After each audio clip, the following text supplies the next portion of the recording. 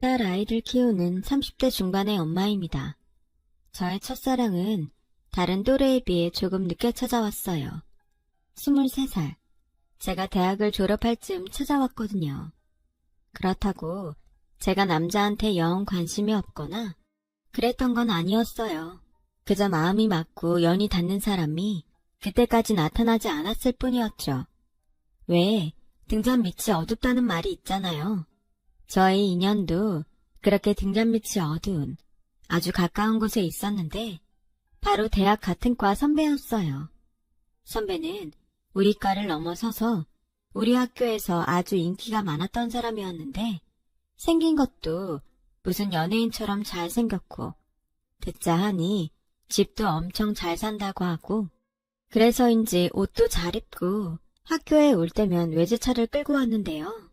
선배가 학교에 오기만 하면 학교가 시끌시끌해서 모르고 싶어도 모를 수 없는 그런 사람이었어요. 저는 그런 선배와 따로 만난 적도 없었고 달리 관심도 없었는데 제가 대학을 졸업하고 대학원에 진학을 하니 글쎄 그 선배가 제 옆에 앉아서 수업을 듣고 있더라고요. 안녕? 우리 본 적 있지? 네? 저는 그래? 난 너 자주 봤는데 우리 같은 과잖아.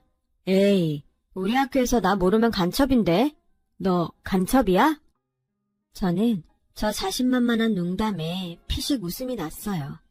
좋아서가 아니라 어이가 없어서요. 다른 여자들이 좋아 죽으니 저도 당연히 그럴 거라고 생각하며 오만방자함을 떠는 그 사람이 솔직히 저는 재수가 없었어요. 그런데 선배는 제가 자기랑 무슨 밀당을 하고 싶어 하는 줄 알았는지 자기 혼자 김칫국을 한 대접을 먹고 이런 소리를 했어요. 내가 오늘은 점심시간이 비는데 어때? 나랑 밥 먹을래? 아니요. 저는 수업 끝나면 아르바이트 가야 하는데요. 아, 저런. 어디서 하는데? 카페? PC방? 아니면 편의점? 내가 특별히 같이 가줄까? 저 과외하러 가요. 아, 과외? 그럼 내가 같이 가면 안 되겠지? 저는 대답하지 않았어요. 그리고 다음 수업에는 그 선배와 무조건 떨어져 앉아야지? 라고 생각했었는데 다음번 수업이 있던 날 강의실에 가니 선배는 마치 저와 함께 앉기로 약속이라 한 듯 저를 보자 큰 소리로 양혜주, 여기! 라며 불렀고 순식간에 강의실 안의 사람은 모두 저를 쳐다봤어요. 그 중에는 선배를 따라 대학원까지 왔다는 대학 동기도 보였는데 어찌나 저를 째려보는지 눈빛에도 사람이 아플 수 있다는 걸 저는 그때 처음 알았네요. 그래서 저는 일부러 선배와 멀찌감치 앉았어요. 그런데 이 선배는 저를 쫓아와 앉았고 불쾌하다는 듯 쳐다보는 저에게 생글생글 웃으며 너 일부러 좋으면서 튕기는 거지? 라고 했고 저는 정말 아니라는 말과 함께 자리를 옮겼는데 선배는 계속 저를 쫓아와 제 옆에 제 뒤에 앉으며 계속 이런 소리를 했어요. 너는 나 별로야? 나는 너 좋은데. 야! 저는 선배 안 좋은데요? 왜? 선배 잘난 척 하잖아요. 저는 세상에서 잘난 척하는 사람 제일 별로거든요. 그건 아니지. 난 잘난 척을 하는 게 아니라 잘난 게 맞아. 아씨, 억울하네. 저는 그 선배의 말이 참 어이없고 황당했어요. 이런 식의 잘난 척은 또 처음이었거든요. 그런데요, 그 뒤 선배는 누가 보든 말든 저를 쫓아다니며 대시를 했어요. 제가 그때까지 변변한 연애는 못했지만 남자한테 고백은 여러 번 받았던 사람이었는데 이렇게 자존심 없이 매달리는 남자는 정말 처음이었어요. 게다가 대학 시절 무슨 연예인처럼 인기가 하늘을 찔렀던 사람이었는데 그런 사람이 그렇게까지 한다는 게 납득이 되지 않더군요. 그렇다 보니 저는 말로는 싫다고 했지만 조금씩 관심이 생기기 시작했어요. 그리고 그 사람은 평소 어딘가 어리숙한 모습이 많은데 수업이 시작됐다고 하면 언제 그랬냐는 듯 눈빛이 바뀌고 앞에 나가 발표라도 하는 날에는 잘난 척해서 재수없다고 생각한 제 눈에도 선배가 멋지게 보였어요. 그렇게 제 마음은 조금씩 흔들리기 시작했고, 계절이 봄에서 여름으로 바뀔 즈음 선배와 다른 여자가 다정하게 커피를 마시며 같이 걷는 모습을 보게 되었는데, 그게 질투라는 감정인지 기분이 정말 나쁘더라고요. 그렇게 내가 좋다고 따라다닐 땐 언제고. 저는 그 후 선배에게 더 차갑게 대하며 거리를 뒀어요. 괜히 선배한테 놀아난 것이 화가 났거든요. 그러던 어느 날, 날도 슬슬 더워져서 친구와 동네에서 치킨 한 마리에 맥주를 마시고 있는데 모르는 번호로 연락이 왔고, 저는 받을까 말까 망설이다 친구가 화장실에 간다고 자리에서 일어나길래 전화를 받았어요. 여보세요? 야, 양혜주, 너 진짜 사람이 그러면 안 된다. 내가 너한테 뭘 잘못했냐? 넌 내가 그렇게 싫어? 다른 여자들은 다 좋다는데 너는 왜? 아니 왜? 선배, 제 번호 어떻게 하셨어요? 그리고 지금 술 드신 것 같은데 이런 전화 하지 마세요.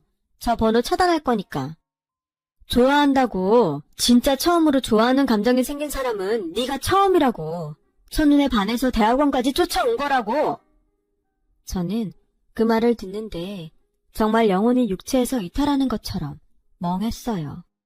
그리고 생각했죠. 왜? 그렇게 인기도 많으면서 왜 나를? 그리고 저는 그날 저녁 선배를 만났어요. 아주 술에 떡이 돼서 어디서 났는지 자기 키만한 곰인형을 안고 울상을 하고 있는데, 그때도 피식 웃음이 나왔어요. 어이없게도 저는 그 남자의 모습이 싫지 않았어요.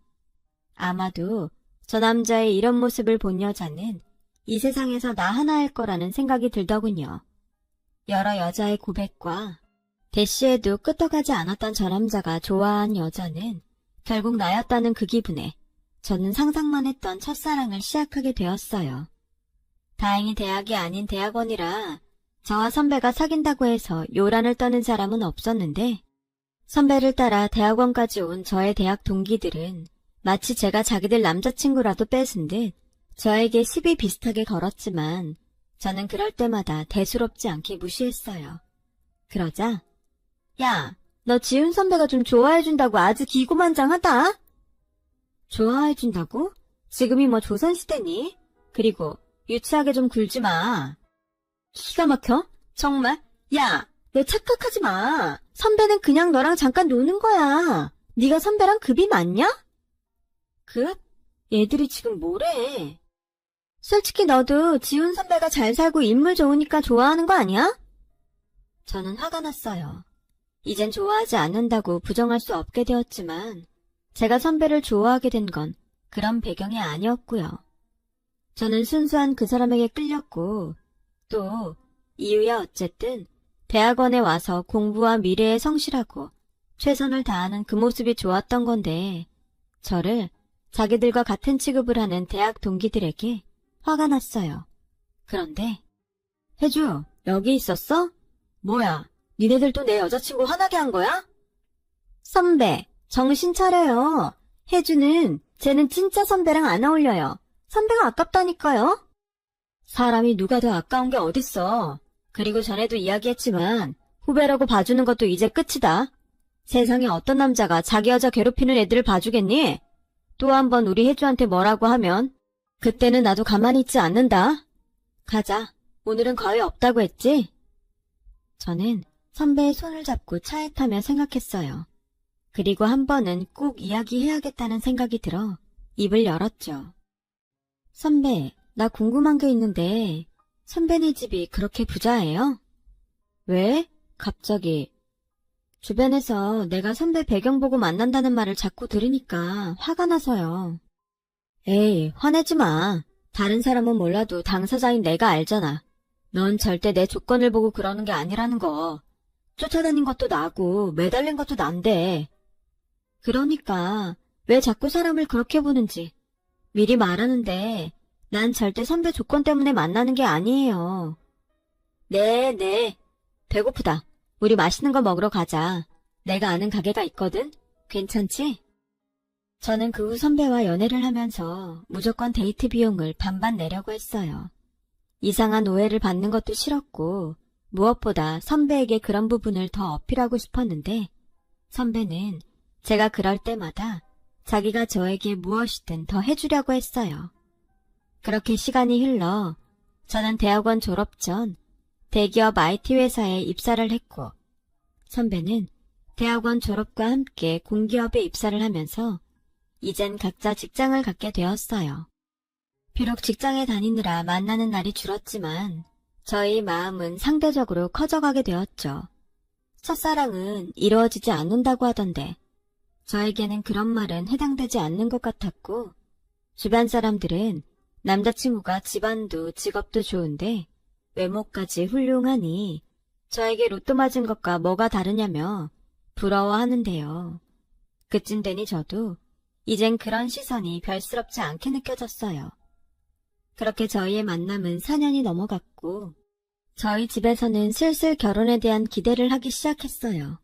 그리고 저 역시 결혼한다면 당연히 이 사람과 해야 한다고 생각했기에 자존심상 먼저 말을 하지 않았지만 결혼에 대한 생각을 많이 했었더랬죠.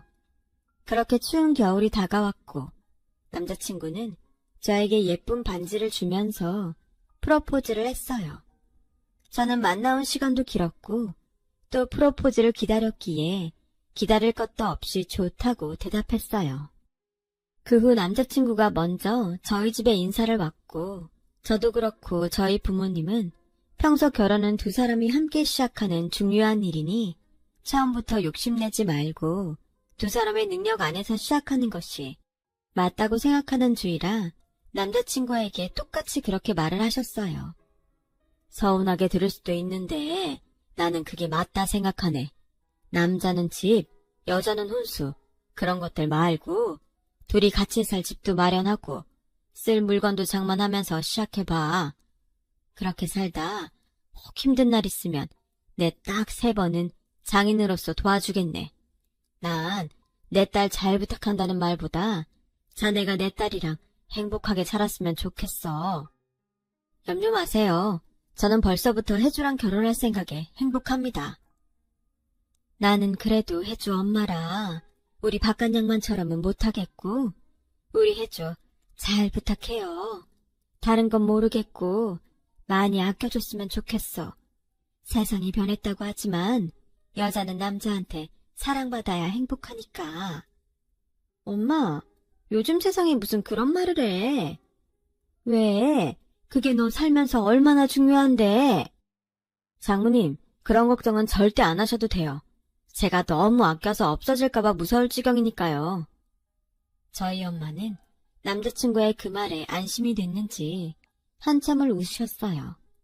그리고 그 뒤로도 분위기가 참 좋았는데 문제는 저 역시 남자친구 집에 인사를 가야 한다는 마음의 부담감이었어요.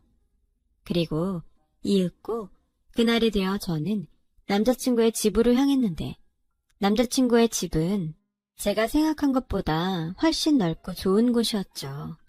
그리고 집 안으로 들어가니 어떤 아주머니가 나오셔서 저와 남자친구에게 인사를 하고 제가 사들고 간 것들을 받아가시는데 기분이 참 묘했어요. 사실 저는 그분이 남자친구 어머니신 줄 알고 인사를 하다 멈칫했었거든요. 여사님, 저희 부모님 들어오셨어요?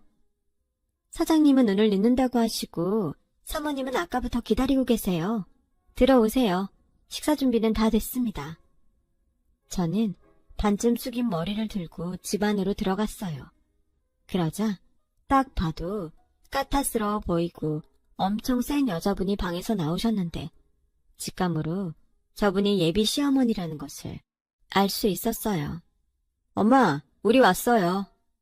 그래, 결국엔 집에까지 데리고 왔구나. 아줌마, 우리 밥 먹기 전에 차나 한 잔씩 줘요. 네, 사모님. 이름이 뭐라고 했더라? 양 뭐라고 했는데? 양해줍니다. 인사가 늦었어요. 아니에요. 난 뭐 인사까지 받게 될 줄 몰랐으니까. 좀 만나다 헤어질 줄 알았지. 네? 엄마, 우리 얘기 다 끝났잖아요. 그래서 데리고 와도 된다고 하셔놓고. 그래, 너하고는 도무지 말이 통하지 않으니까 데리고 오라고 했지. 그쪽 집에서는 뭐 결혼은 욕심부리지 말고 둘이 알아서 하라고 했다고? 내가 진짜 그 소리를 듣는데 혈압이 올라서 지금도 내려가질 않아. 아니, 도대체 집이 얼마나 못 살길래 그런 소리를 하시지? 저는 억울하게도 놀라고 화가 나서 뭐라 말을 하지 못했어요. 지금 생각해도 그때 왜 바로 뭐라고 하지 않았나 생각하면 잠이 오지 않을 지경인데요. 그때는 초면이고 너무 놀라 경황이 없다 보니 바로 뭐라고 쏘아붙이지 못했고, 남자친구는 중간에서 난처한 얼굴로 이러지도 저러지도 못하는데 그 틈에 예비 시어머니는 자신의 말을 계속 이어가셨어요. 나는 그런 결혼 용납 못해. 딱 봐도 알겠지만 우리 집 그렇게 만만한 집 아니야? 우리 집 대소사에 보는 눈이 얼마나 많은데. 들어서 알겠지만 내 남편 회사 사장이야. 거래처들이며 그 회사 사장들이랑 사무들. 내가 정말 생각만 해도 아찔하다. 그러니까 번지수 잘못 짚었어. 그래도 기어이 이 결혼이 하고 싶으면 예단 혼수 제대로 해와. 나도 해줄 건 해줄 테니까. 뭐 그럴 능력 없으면 그냥 없던 일로 하든가. 그럼 나야 더 고맙지. 우리 아들이랑 결혼하고 싶다고 줄을 선 여자가 얼마나 많은 줄 알아? 순진한 내 아들 꼬여냈으니까 내가 기회는 먼저 준다 이거야. 저는 그때 다행히 정신이 돌아왔어요. 그리고 머리가 차갑게 식는가 싶더니 이건 아니다 싶더라고요. 그래서 아까부터 말씀이 매우 심하신데 좀 조심해 주세요. 전 댁에 아드님 꼬신 적 없습니다. 그리고 결혼은 남들 보여주기 위한 거가 아니라고 생각해요. 어머머, 차라리 돈이 없어서 못한다고 솔직하게 말을 하지 그래. 혹시 알아? 그럼 내가 그냥 받았다 생각하고 내가 다 한다고 할 수도 있는데 꼭 없는 것들이 자존심을 세워요. 남들 보여주지 않을 건데 초대는 뭐하러 하니? 그게 다 동네방네 보여주려고 호텔에서 하네, 야외에서 하네 그러는 건데. 아우, 이래서 집안끼리 차이 나면 골치 아프건데. 아들, 꼭 쟤랑 해야겠니? 너 좋다는 채원이도 있는데. 엄마. 아무래도 제가 잘못 온 것 같네요. 이만 가보겠습니다. 혜주야. 뭐야 지금? 꼬라지 났다고 간다는 거야? 이봐요. 네, 저 하나라고 그런 막말을 하는데 제가 웃을까요?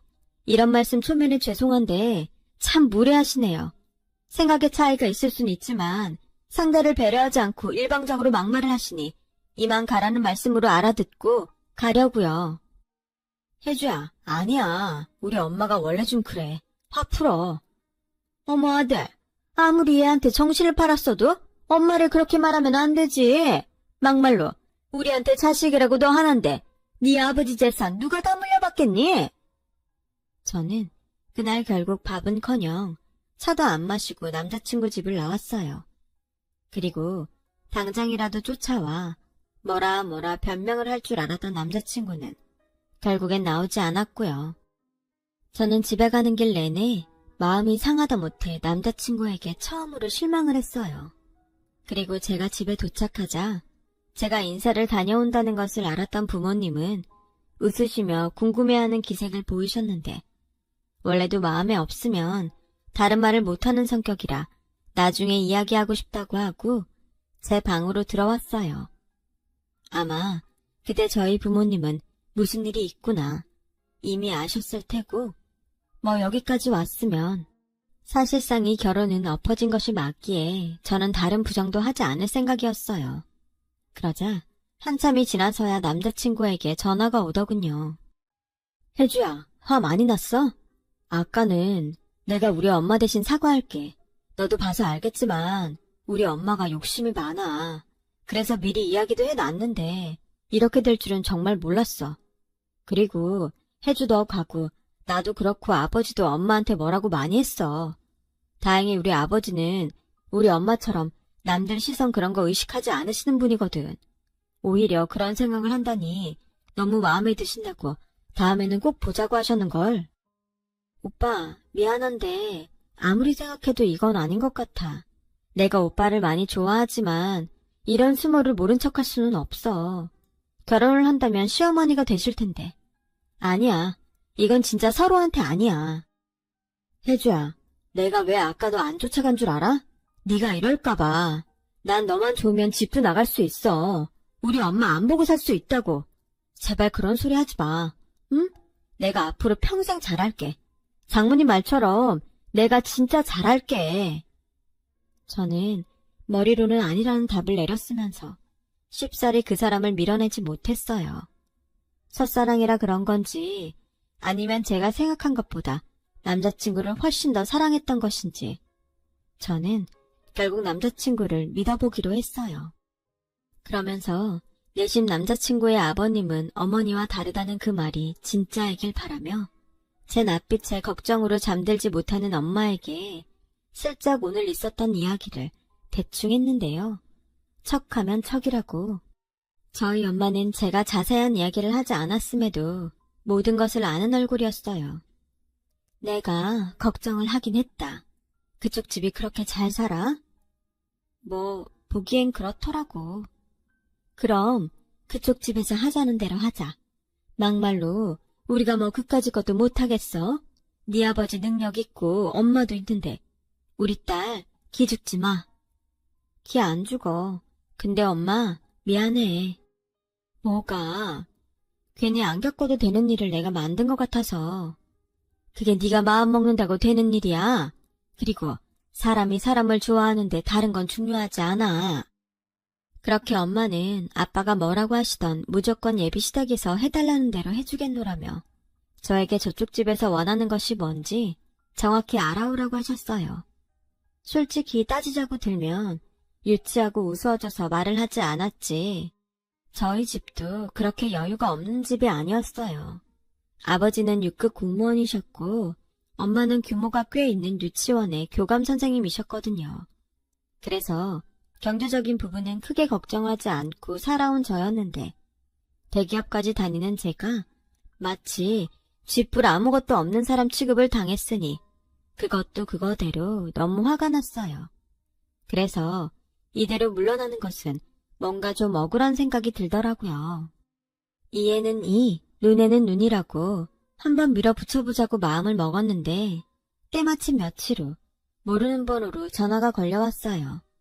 남자친구와 뒷번호가 같은 게 살짝 느낌이 왔었죠. 나 누군 줄 알지? 오늘 저녁에 좀 보고 싶은데. 집에선 그렇고 주소 찍어줄 테니 그리로 와. 몇 시가 퇴근이지? 저는 퇴근 시간을 말씀드렸어요. 그리고 제 번호를 분명 남자친구를 통해서 아셨을 것 같아 남자친구에게 연락을 했고 남자친구는 엄마가 너한테 밥 사주고 싶다고 하셨어. 아마 지난번 일도 있고 해서 풀고 싶은가 봐. 오늘은 아무 걱정하지 말고 가서 맛있는 거 먹고 와. 그리고 우리 엄마 말은 직설적으로 해도 마음은 안 그러니까 괜히 말투나 그런 거엔 신경 쓰지 마. 알았지? 저는 남자친구에게 알았다고 했어요. 하지만 사람이 한 번 당했으면 됐지. 두 번은 당할 수 없다고 생각해서 무슨 이야기를 하시건 오늘은 그때와 다르다고 단단히 마음을 벼렀고 그의 어머니가 찍어준 장소로 퇴근 후 차를 끌고 갔어요. 그리고 도착한 곳은 유명한 고깃집이었는데 저녁 시간이라 그런지 넓은 주차장에 차가 꽉꽉 차 있었고 이러다 또 늦었다고 빌미를 주는 게 아닌가 걱정이 되었는데 다행히 발렛을 해주는 직원이 있어 차를 맡기고 예비 시어머니를 만나러 식당 안으로 들어갔어요. 그렇게 두 번째 보게 된 그의 어머니. 아니나 다를까 그의 어머니는 그때의 첫 인상처럼 꼬장꼬장한 얼굴로 저를 기다리고 계셨고 제가 자리에 앉자 이번에도 저를 무시하는 말투로 이렇게 말씀하셨어요. 너 여기 와봤니? 내가 혹시 몰라서 알아서 주문해놨다. 어차피 뭐가 뭔지도 모를 텐데 물어봐서 뭐하나 싶어서. 먹자.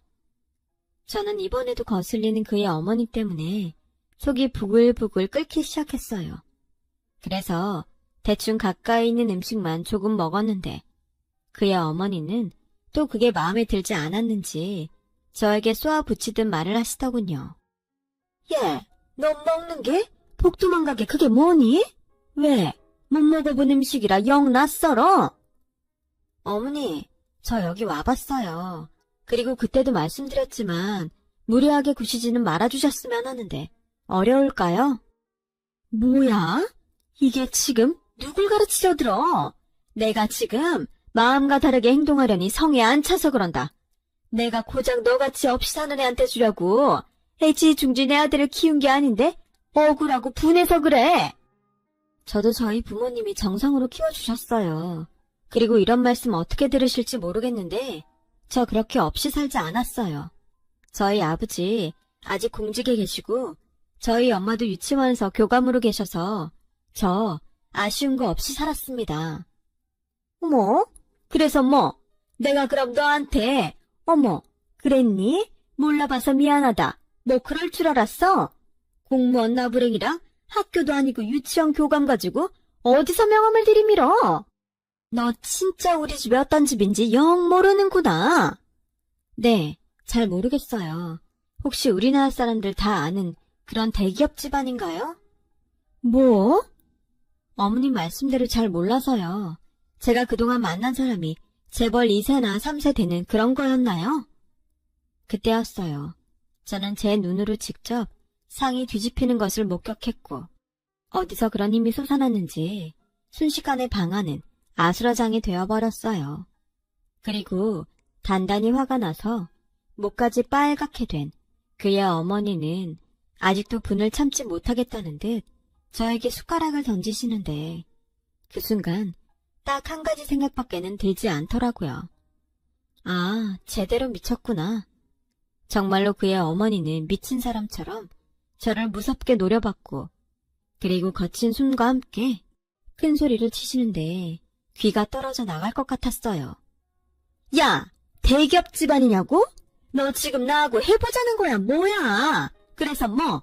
공무원 나부랭이랑 급이 맞다는 거야? 어디서 쥐꼬리만한 월급이나 받아먹는 주제에 입을 놀려! 저는 단단히 이성을 놓은 그의 어머니와 더는 함께 있고 싶지 않았어요. 또한 어떤 말로 싸우고 싶지도 않았고요. 그럴 가치를 더 이상 느끼지 못했다는 것이 더 정확한 표현일 것 같네요. 그래서 저는 자리에서 일어났어요. 그러자 어딜 도망가냐며 또 소리를 고래고래 지르는데 안 되겠다 싶었는지 식당 직원으로 보이는 중년의 남자분이 조심스럽게 방 안으로 들어오시더라고요. 그런데 아까까지만 해도 저를 잡아먹을 듯 소리를 고래고래 질렀던 그의 어머니에게 여보!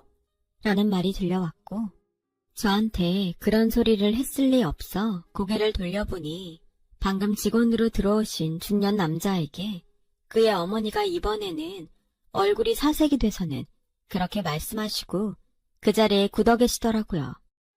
아니, 회사 사장이라고 하더니 왜 여기에... 저는 이 상황이 이해가 가지 않아 그 자리에서 오도 가도 못했어요. 그러자 당신 역시 민망하고 창피한지 어색하게 웃으며 그의 아버님이 먼저 입을 여셨어요.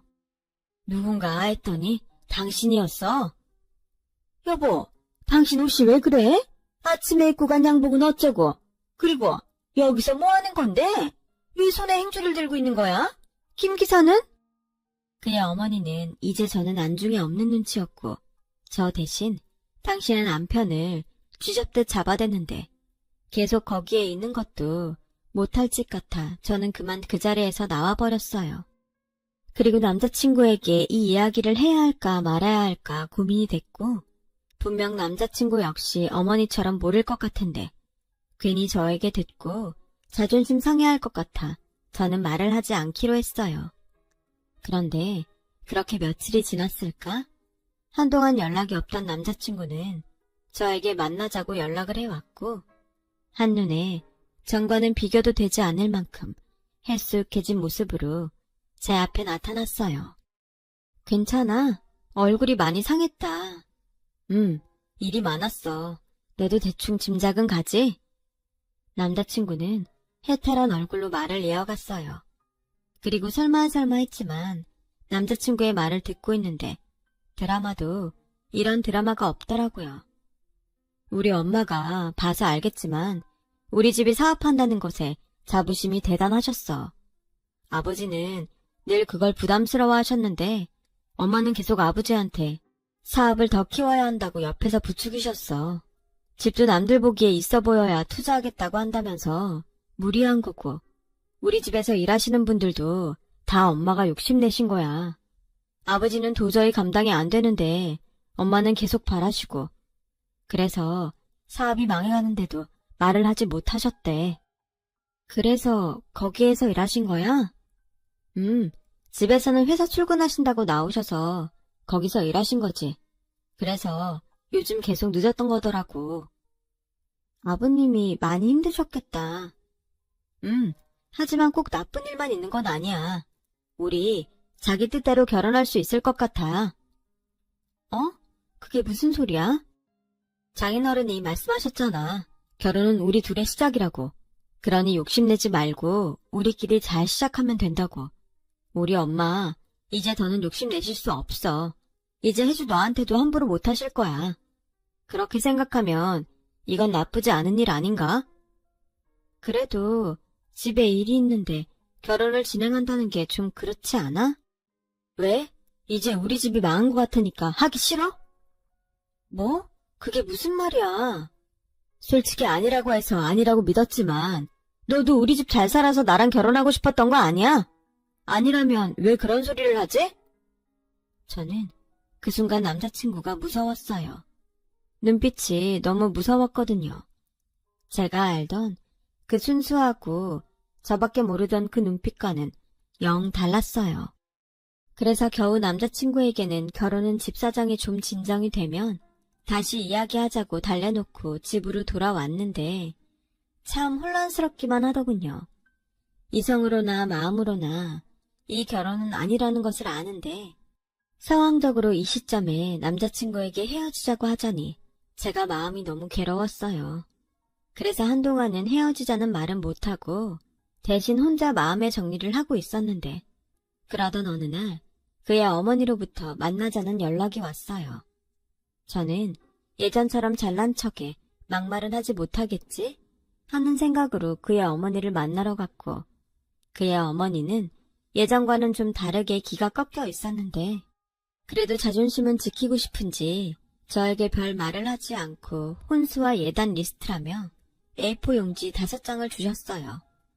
설마 이걸 다 해오라는 건가요? 그래, 네가 그랬잖아. 네 아버지 공직에 있고 네 엄마도 유치원 교감이라며. 그 정도 능력 있다고 큰소리 칠 때는 언제고? 이제 와서 그러니? 어머니, 저도 지훈 씨한테 사정 들어서 아는데 이제 그만하세요. 뭐? 너 지금 나 망했다고 우스우냐? 그건 어머님 자격지심이시고요. 결국 어머님 욕심 때문에 그 지경까지 갔으면 어머님도... 그때였어요. 그의 어머니는 이번에도 제가 하는 말이 듣기 싫은지 상을 엎으려 상을 손으로 잡으셨고 저는 그 모습에 덩달아 상을 잡아버렸어요. 그리고 계속 말했죠. 어머님도 아시죠? 저 이 결혼 못해요. 아니, 안 해요. 어머님 집이 망해서가 아니라 어머님이 이러시니까. 요즘 세상이 어떤 세상인데 그렇게 갑질을 하세요. 뭐? 지금이라도 좋은 마음으로 사세요. 그래야 지훈 씨도 지훈 씨 아버님도 편안해져요. 그럼 네가 도와주던가. 저는 기가 차서 말이 나오지 않았어요. 그래서 자리에서 일어났는데 그의 어머니가 소름 끼치게 제 바지가랑이를 붙들었고 이런 소리를 하시더군요. 너 돈 잘 번다면서 너랑 우리 지훈이랑 벌어서 우리 좀 도와줘. 원래 힘들 때 돕는 게 진짜 사랑 아니니? 우리 집에서도 쫓겨나게 생겼다. 나 이젠 작은 집에서는 숨이 막혀서 살 수가 없어. 내가 결혼 허락할 테니까 결혼해서 우리 좀 네가 살려줘라. 나가. 저는 평소 공포 영화를 좋아하지 않았는데 그날은 정말 저에겐 공포 그 자체였어요. 그래서 그의 어머니의 손을 발로 뿌리치고 도망치듯 자리를 벗어났고 다시 또 연락이 올까봐 그의 어머니 번호를 차단했는데 그날 저녁 남자친구가 만나자고 하더라고요. 저는 이젠 어쩔 수 없다는 생각으로 헤어지자는 말을 하려 남자친구를 만났고 남자친구는 헤어지자는 제 말에 울면서 매달리는데 참 이것도 못할 짓이더라고요. 그렇게 멋있던 남자였는데. 하지만 저는 아닌 건 아니라는 것을 마음에 새겼고 희망 고문을 하느니 이쯤에서 딱 부러지게 끊자고 다짐을 했는데 이 남자가 마지막에 고맙게도 제 마음을 참 편안하게 해주었어요. 치사한 년, 너도 결국 그런 여자였어? 그러면서 아닌 척 고상은 있는 대로 떨어놓고 너도 우리 엄마랑 똑같아. 아니지, 우리 엄마는 솔직하기라도 하지. 넌 음흉해. 엄마가 그러더라. 네가 정말 나를 사랑했다면 이럴 때일수록 더 결혼하자고 했을 거라고. 근데 넌 이때다 싶어서 도망가는 거야? 내가 사람을 아주 단단히 잘못 봤네. 야, 뭐 어떻게 생각하든 자유인데 그렇게 생각하면 마음이 좀 편하니? 누가 그런 무시받고 뻑하면 밥상 엎어버리는데 좋다고 하겠어. 게다가 당신 어머니 나한테 숟가락도 던졌어. 이건 망하고 아니고의 문제가 아니야. 아버님 일하는 식당 가서 CCTV 좀 보고 올래? 난 그때 이미 아니다라고 생각하고 나가려고 했다고.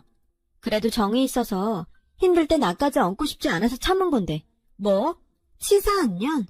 그래, 나 치사하니까 다시는 연락하지 마. 찾아오지도 말고. 저는 그렇게 참 더러운 이별을 했어요. 첫사랑이 이루어지지 않는 건 괜찮지만 이렇게 끝이 추하다니 많이 속상했었죠. 그 후 남자친구는 번호를 바꿔가며 저에게 계속 연락을 해왔어요. 집과 회사에도 계속 찾아왔었고요. 참 곤란했는데 그때 저를 도와주던 회사 상사가 있었고 저는 그 상사분 덕에 여러 번 곤란했던 일을 도움받게 되었는데 그렇게 3개월 정도가 지나자 남자친구는 나타나지 않았어요. 연락도 없었고요.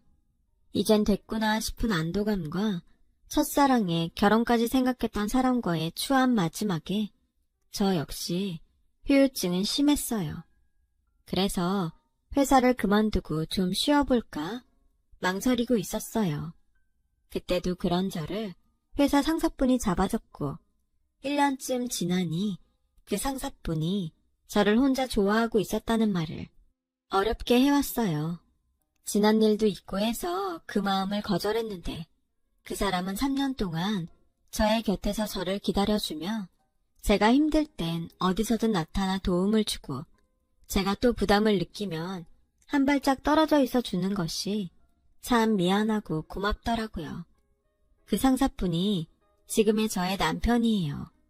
남편은 저의 지난 일을 모두 알고도 제 잘못이 아니라고 저를 위해줬고 일에서도 그리고 제 인생에서도 항상 좋은 영향을 주려고 애를 쓰는데 이런 사람의 마음을 계속 외면하는 것도 참 어렵더라고요. 조심스럽게 사내 연애를 시작했죠. 1년 만에 결혼을 했어요.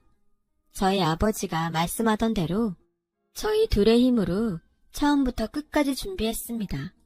엄마가 바라던 대로 남편은 결혼한 지 5년이 넘은 지금도 한결같이 저를 아껴주는데 진짜 결혼할 인연은 다른 곳에 있었구나 싶은 요즘입니다.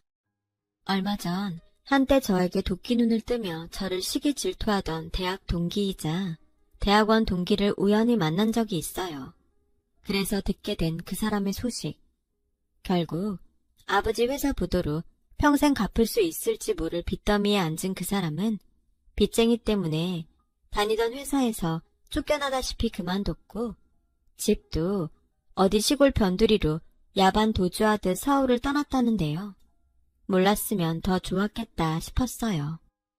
그리고 사랑스러운 우리 딸을 보면서 만약 내가 그때 그 사람과 헤어지지 못하고 결혼이라도 했다면 어떻게 됐을까 생각해 보았는데 정말 상상도 하고 싶지 않더라고요. 지금 제가 누리고 있는 이 행복이 얼마나 소중한지 절실하게 느껴졌어요. 행복이라는 게 상대적이면 안 되는 건데 언젠가 저희 딸도 커서 첫사랑을 하는 날이 오겠죠. 부디 저희 딸의 첫사랑은 아름답기만 했으면 좋겠네요. 지금까지 저의 긴 이야기 들어주셔서 고맙습니다. 마음도 몸도 따뜻한 겨울이 되시길 진심으로 바랄게요.